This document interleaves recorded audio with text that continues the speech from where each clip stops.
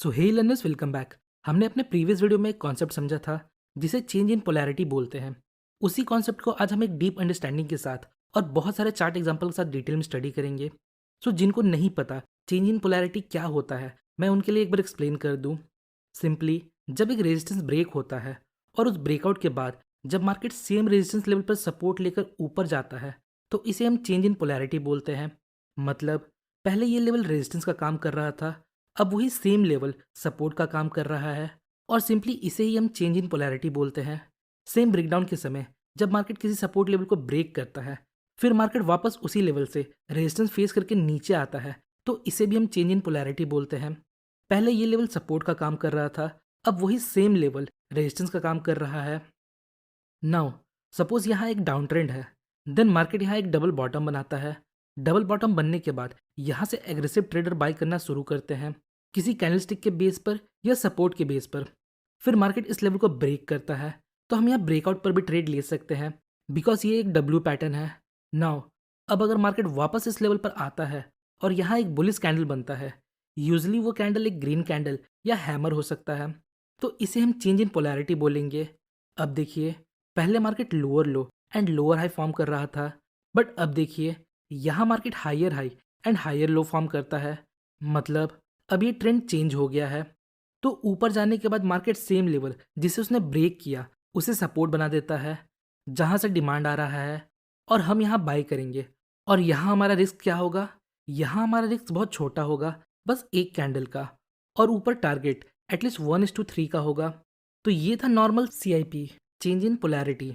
Now अब समझते हैं ये जो सपोर्ट एंड रेजिस्टेंस है, वो सपोर्ट और रेजिस्टेंस क्यों है। ये सपोर्ट है और ये रेजिस्टेंस है। तो सपोर्ट और रेजिस्टेंस पर तीन तरह के लोग होते हैं। पहला बायर, दूसरा seller, and third people who are sitting on fence. मतलब वो बस देख रहे हैं कि यहाँ क्या हो रहा है, फिर फ्यूचर में वो कुछ करेंगे। अब यहाँ सपोर्ट पर किसी ने बाई किया, किसी ने सेल किया, और कुछ लोग सिर्फ देख रहे हैं। तो अब जिसका फोर्स ज़्यादा होगा, मार्केट उस दिशा में जाएगा। सो यहाँ बायर्स ज़्यादा एग्रेसिव थे, इसलिए मार्केट ऊपर गया। अब यहाँ कुछ लोग आएंगे और बोलेंगे अब बस, अब यहाँ शॉर्ट करते हैं। तो यहाँ जिसने खरीदा वो भी प्रॉफिट में है, वो भी शॉर्ट करेगा, और कुछ लोग फेंस में हैं। नाउ अब जब मार्केट वापस यहाँ आएगा तो क्या होगा? सपोज आपने यहाँ खरीद कर प्रॉफिट किया था और अब मार्केट यहाँ वापस आया है, तो अब आप क्या करोगे? क्या आप खरीदोगे? तो आंसर है yes, buyers will buy again. और वो लोग जिन्होंने पहले नहीं खरीदा, जो बस देख रहे थे, वो क्या करेंगे? वो भी खरीदेंगे, क्योंकि उन्होंने पहला चांस मिस कर दिया। अब दोबारा मार्केट उसी लेवल पर है, तो वो भी खरीदेंगे। और जिन लोगों ने यहाँ शॉर्ट किया होगा, अब वो ब्रेक इवन पर आ गए होंगे, वो भी यहाँ बाय करेंगे। तो कुछ इसी प्रकार सपोर्ट लेवल वर्क करता है। सेम लेवल सालों साल काम करता है। नाउ अब ये ऊपर जाने लगा और रेजिस्टेंस को अप्रोच करता है। सो जिन्होंने पहले यहाँ शॉर्ट किया होगा, वो वापस यहाँ शॉर्ट करेंगे। जो यहाँ फेंस पर बैठे थे, वो भी शॉर्ट करेंगे, और जिनको खरीदना है वो यहाँ खरीदेंगे। तो ये तीन तरह के लोग यहाँ हैं। अब जिनका फोर्स ज़्यादा होगा, मार्केट उसी तरफ मूव करेगा। तो यहाँ बाइंग फोर्स ज़्यादा था, इसलिए मार्केट यहाँ ब्रेकआउट देता है। नाउ अब जिन्होंने यहाँ शॉर्ट किया था, उनको लॉस हो रहा है। अब क्या होगा?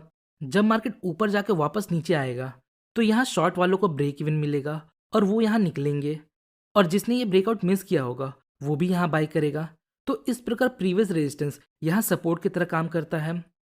होपफुली आप लोगों को सपोर्ट एंड रेजिस्टेंस का कॉन्सेप्ट समझ आ रहा होगा। अगर आपको इस वीडियो से कुछ सीखने मिल रहा है, तो अभी इस वीडियो को एक लाइक जरूर करें। तो जो सब बोलते हैं सपोर्ट पर बाय करना है, रेजिस्टेंस पर सेल करना है, वो क्यों करना है आज आपको क्लियर हो गया होगा। अगर आप किसी भी चीज़ को लॉजिकली समझोगे, तो आपको चीज़ें ज़्यादा समझ आएगी और आपका कॉन्फिडेंस लेवल भी बूस्ट होगा। आइए एक बार CIP को समराइज करते हैं। चेंज इन पोलैरिटी का मतलब क्या होता है? A broken support become resistance and a broken resistance become support. दूसरा, look for a candle reversal signal.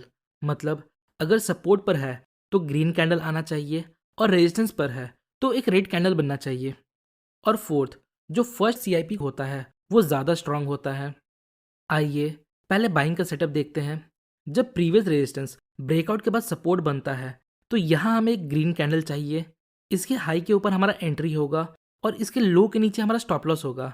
Target के लिए हम प्रीवियस रेजिस्टेंस का यूज़ करेंगे। अगर हमें 1:3 का टारगेट यहाँ मिलता है, तभी हम यहाँ ट्रेड लेंगे। तो इसके कुछ रूल्स देखते हैं। पहला, ये स्विंग ट्रेडिंग के लिए है। दूसरा, यहाँ टाइम फ्रेम होगा डेली या 60 मिनट। तीसरा, buy above the green candle.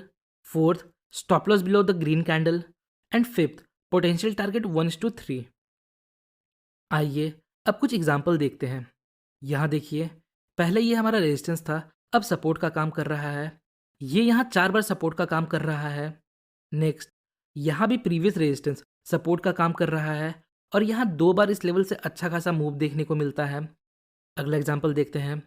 यहाँ देखिए, ये प्रीवियस रेजिस्टेंस, फिर ब्रेकआउट और फिर वापस मार्केट यहाँ आता है और हमें यहाँ 2 बार एंट्री का चांस मिलता है।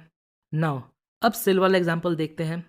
जब मार्केट सपोर्ट लेवल के ब्रेकडाउन के बाद रेजिस्टेंस का काम करता है तो यहाँ हमें एक रेड कैंडल चाहिए।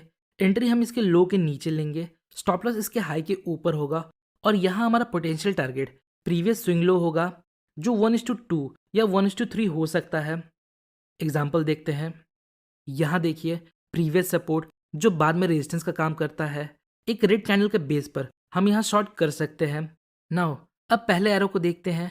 अगर हमने यहाँ शॉर्ट किया होता तो 5 से 6 दिन में हमें 10% का रिटर्न मिलता। नेक्स्ट एरो पर भी वही चीज़ हो रहा है। अब माइंड में एक बात याद रखिएगा, ये एक शॉर्ट ट्रेड है जो हम सिर्फ फ्यूचर में कर सकते हैं, ये हम कैश में नहीं कर सकते। अगला एग्जाम्पल देखते हैं। ये हमारा सपोर्ट जो आगे जाकर रेजिस्टेंस का काम करता है। पहले वाले एरो से मार्केट थोड़ा नीचे गया, यहाँ हमें 3 दिन में 5% मिला और दूसरे एरो से हमें एक अच्छा खासा मूव देखने को मिलता है, लगभग 10% से ज़्यादा। नेक्स्ट, यहाँ देखिए, सेम चार्ट पे हमें दूसरा CIP मिलता है, सपोर्ट बिकम रेजिस्टेंस, और यहाँ भी हमें शॉर्ट के सिग्नल मिल रहे हैं। अब अगले चार्ट में एक एडवांस चीज़ को समझते हैं। यहाँ देखिए, यहाँ पहले एरो में ब्रेकआउट देने के जस्ट 1 से 3 कैंडल के बाद हमें CIP देखने को मिलता है। ये एक हाई क्वालिटी CIP है, तो इसे हम अच्छे से यूटिलाइज कर सकते हैं। और जो दूसरा एरो है वो बहुत दिनों के बाद CIP में आता है, मतलब ये एक रेगुलर CIP है। अब थोड़ा हाई क्वालिटी CIP को समझते हैं। सपोज ये एक रेजिस्टेंस है और ब्रेकआउट के जस्ट 4 से 5 कैंडल के बाद मार्केट वापस इस लेवल पर आता है और यहाँ एक ग्रीन कैंडल बनाता है, तो ये एक हाई क्वालिटी CIP है। इस केस में ये स्विंग हमारा टारगेट नहीं होगा क्योंकि ये एक मेजर स्विंग नहीं है। इसके पीछे जो मेजर स्विंग होगा उसके बेस पर हम टारगेट सेट करेंगे। नाउ एक और लास्ट की पॉइंट समझते हैं। जब हमें किसी ट्रेंड के बाद फर्स्ट CIP मिलता है तो उसमें हम एक बहुत बड़ा मूव एक्सपेक्ट कर सकते हैं। फॉर एग्जाम्पल, यहाँ देखिए, इस डाउन ट्रेंड के बाद यहाँ हमें एक पहला CIP मिला और इसका मूव देखिए कितना बड़ा है। कहने का मतलब, जो पहला CIP होता है वो ज़्यादा सेफ होता है और वहाँ हमें रिवॉर्ड्स भी बड़े मिलते हैं। सो आज के लिए इतना ही। ये था change in polarity. So hopefully guys आपको इस वीडियो से कुछ सीखने मिला होगा। अगर आपको वीडियो इन्फॉर्मेटिव लगी तो वीडियो को लाइक और चैनल को सब्सक्राइब जरूर करें। मिलते हैं नेक्स्ट वीडियो में, तब तक के लिए बेस्ट ऑफ लक